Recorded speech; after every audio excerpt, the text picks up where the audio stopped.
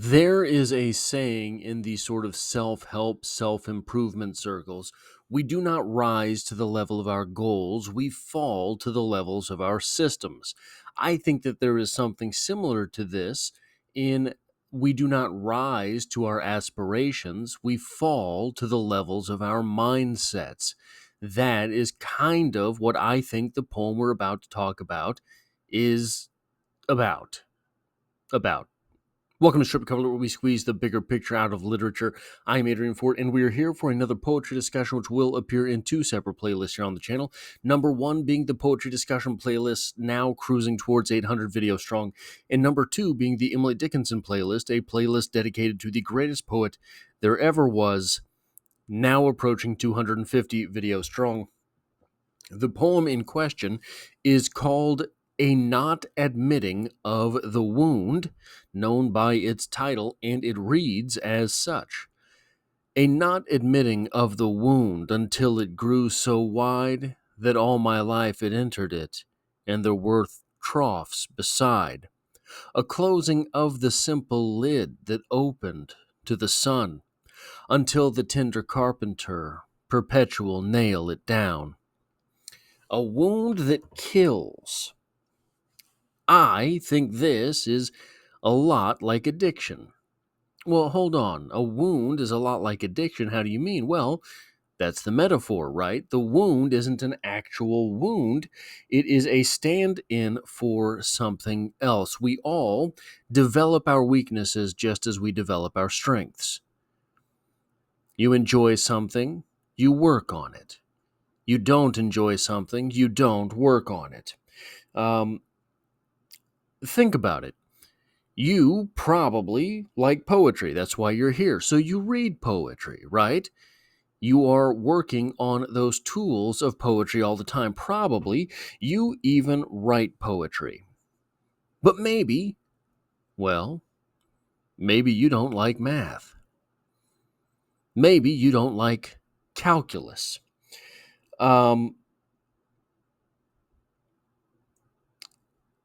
Do you think you would be better today at doing a calculus than you would have, say, when you were in high school and you took math class every day? Probably it would have been that you stood a better chance at completing a calculus when you were taking at least algebra every day, even if it wasn't calculus. You would be familiar with more of those symbols than you have in the intervening years allowed yourself to grow. Now you know Emily Dickinson. You know William Blake. You like Robert Frost. You don't like calculi because you haven't worked on it. That wound has grown so wide that there are troughs beside it. Now, let's say instead of a literal wound or a math class, this poem is about, I don't know, maybe something with which Emily Dickinson was familiar, like social dereliction, being awkward, being distant, being quiet, being alone, probably being lonely. Loneliness is, in a way, certainly a wound. It's not something that feels great, but it's a weakness that we allow to grow wide. And years into loneliness, years into being isolated, that wound is so wide there are troughs beside it. Once that gap opens and you ignore it, there is nary a butterfly bandage on the earth that will close it. So, what do? Maybe you bury yourself in work. Maybe you become more isolated in that way. Well, that doesn't make you better at socializing, does it? That doesn't do anything to fight the loneliness, does it? Now it's years later, and there are fewer people with whom you can learn to be social. So you don't. And then what happens? What's the next step? You've already been isolated for so long. You're already out of step, out of practice. You don't know anything about it. There's nowhere to learn it. Well, what's that second stanza say? A closing of the simple lid that opens to the sun until the tender carpenter perpetual nail it down. You're buried, you're dead, you're gone, you're done, you're toast because you let that wound open and fester. If I were diagnosing this poem instead of reading it, that's what I would say. Probably the diagnosis of this poem is that Emily Dickinson was writing here about loneliness. She was socially awkward. She did close herself off to the world. She was the lady in white living in the attic, shut off from the world. Everyone knew about the weird lady in white. It's poems like these. So I don't really like doing the whole biographical interpretation thing, but I do think that sometimes it does allow you stunning or at least stark sort of insights to the poem and the humanity underneath. This is a person writing this poem. And again, maybe this isn't what it's about, right? But this is where I'm going with it, so tough luck. This is a person writing this poem that is not just isolated, not just probably lonely, not just probably socially awkward. In fact, people that so there's accounts of Emily Dickinson, people who had met her after their correspondence, and she said that they said that she absolutely grated on them, that they couldn't stand to be around her. This poem, you hear that, and people like that. There are people like that in your life. There are people like that you meet that you think, Jesus, I just can't, I can't do it today. I just can't do it today. I can't be around that person today. Too much. It's too much. In this case, at least, Emily Dickinson knows it. So every time you think that about that person, I can't do it today. Can't be around them. Can't do it. What do you think the odds are that person knows? What do you think the odds are that when you say some strange excuse for why you can't be there, they see right through it and they know that it is their fault? That must be pretty grating on their soul, mustn't it?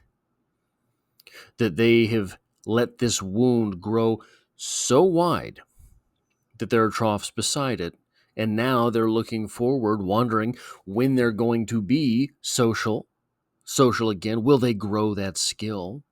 But they know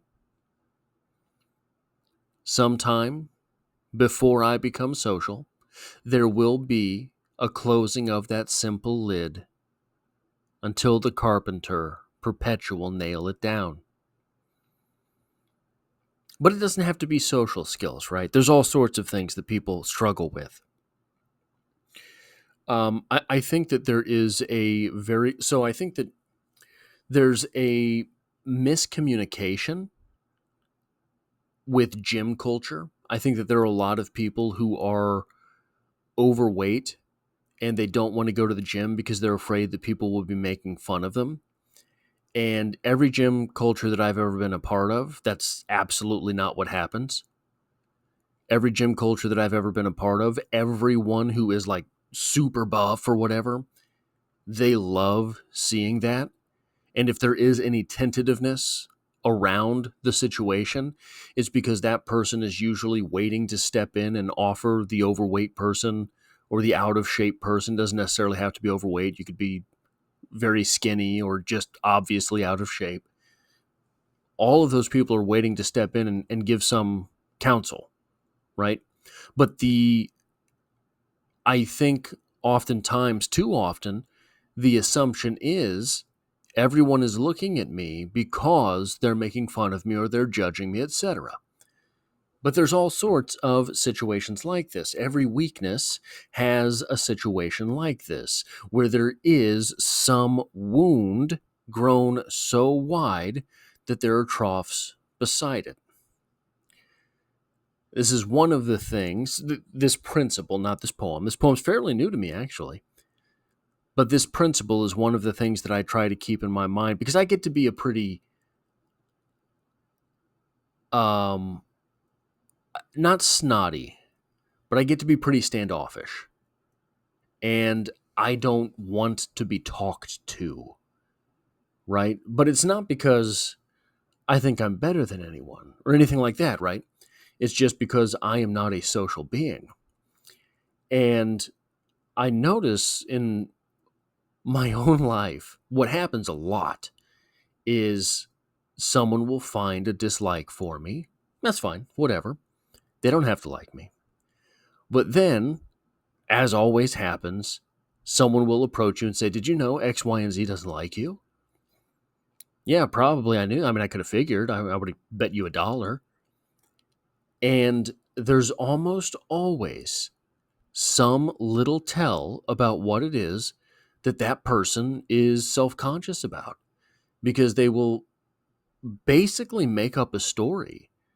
X, Y, and Z said that you did this, and something never happened. Something that absolutely never happened, but it was something that they were socially awkward about, something that they were paranoid about for themselves. And I think that we all carry these wounds around with us in some way, shape, form, fashion, facet, or manner. And it's about, I think, I mean, who am I to say? But I think it's about not letting them manifest, right? It's about not placing that social dereliction. It's about not placing that paranoia on someone else, you know? And what has happened, I think, for our speaker here is that this has spun up. If this poem is indeed about social dereliction, if this poem is indeed about being awkward and lonely, then this person has allowed that to spin up and talk them out of talking to others. That is all I have for this poetry discussion. If you like or appreciate what it is that I do here, hitting the like button really does help me out, as it tells YouTube to share this video with other literature lovers. And if you find yourself here by chance but not design, literature is the only thing I talk about on this channel, dropping multiple videos every single week. There's poetry every Monday, and as always, I hope to have you back for the next one.